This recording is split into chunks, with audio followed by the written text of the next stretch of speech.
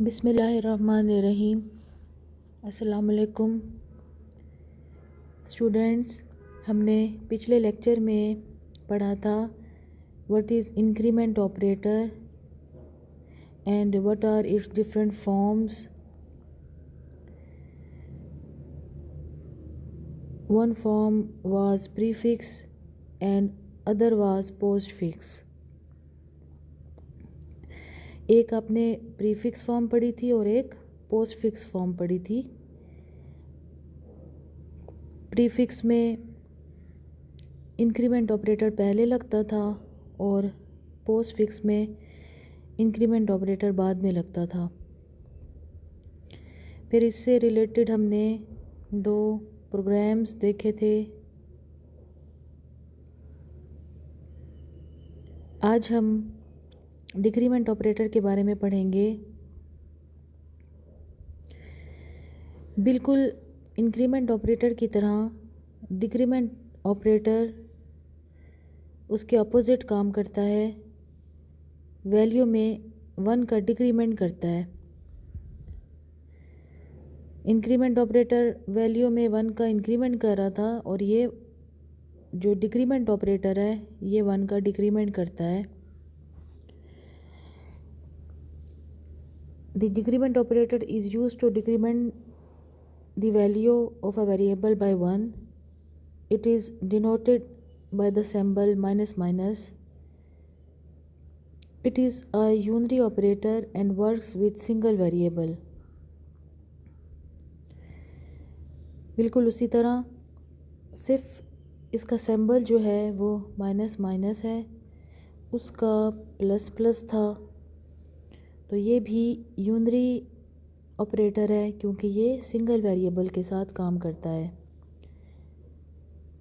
The decrement operator cannot decrement the value of constants and expressions. For example, a minus minus and x minus minus are valid statements, but 10 minus minus is an invalid statement. यानी variables के साथ ये काम करता है लेकिन constants और expressions के साथ काम नहीं करता। तो 10 माइनस माइनस जो कि कांस्टेंट है इसलिए ये इसके साथ काम नहीं करेगा। और इसी तरह a plus B minus minus या फिर minus minus a plus B are also invalid. Decrement operator can be used in 2 forms, prefix form और पोस्टफिक्स फॉर्म। बिल्कुल इंक्रीमेंट ऑपरेटर की तरह इसकी भी 2 फॉर्म्स हैं, पोस्टफिक्स और प्रीफिक्स। प्रीफिक्स फॉर्म में जिस तरह इंक्रीमेंट ऑपरेटर पहले लग रहा था इसी तरह डिक्रीमेंट ऑपरेटर भी पोस्टफिक्स फॉर्म में पहले लगेगा, यानी कि माइनस माइनस वाई जैसे। और पोस्टफिक्स फॉर्म में वाई माइनस माइनस यानी कि वो बाद में लग रहा है। Difference between prefix and postfix decrement. When decrement operator is used independently, prefix and postfix form work similarly. बिल्कुल उसी तरह इंक्रीमेंट ऑपरेटर की तरह कि जब ये इंडिपेंडेंटली वर्क करते हैं तो बिल्कुल एक जैसा काम करते हैं। For example, the result of A minus minus and minus minus a is same, but when increment operator is used in a larger expression with other operators, prefix and postfix form work differently. For example, the results of 2 statements a equal to minus minus b and a equal to b minus minus are different. बिल्कुल वही statement है, वही लाइनें हैं, सिर्फ यहाँ पे minus minus use हो रहा है बजाय प्लस प्लस यूज़ होने के। तो वहाँ पे माइनस प्लस प्लस बी था और A equal to B plus plus था। यहाँ पे एक्सप्रेशन में A equal to minus minus B है और A equal to B minus minus है। The statement A equal to minus minus B contains 2 operators minus minus and equal. It works as follows. First, it decrements the value of B by 1. It assigns the value of B to A.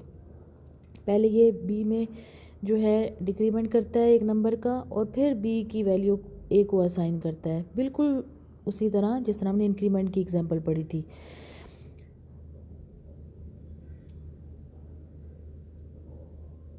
The above statement is equivalent to the following two statements minus minus B और a equal to B, यानी कि पहले b में decrement हो रहा है और फिर b की वैल्यू a को असाइन हो रही है। In postfix form the statement a equal to B minus minus works in the following order. It assigns the value of b to a, it decrements the value of b by 1।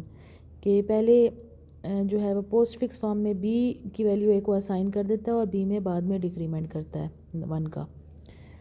तो ये बिल्कुल इसी तरह above statement is equivalent to the following two statements के B पहले A को assign हो रहा है और फिर बी में डिक्रीमेंट हो रहा है।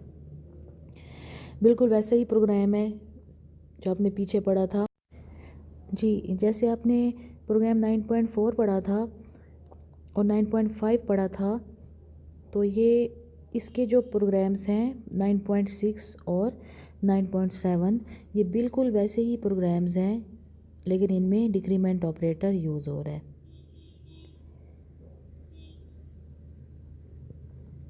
अब हम चलते हैं नेक्स्ट टॉपिक की तरफ कि रिलेशनल ऑपरेटर्स क्या हैं।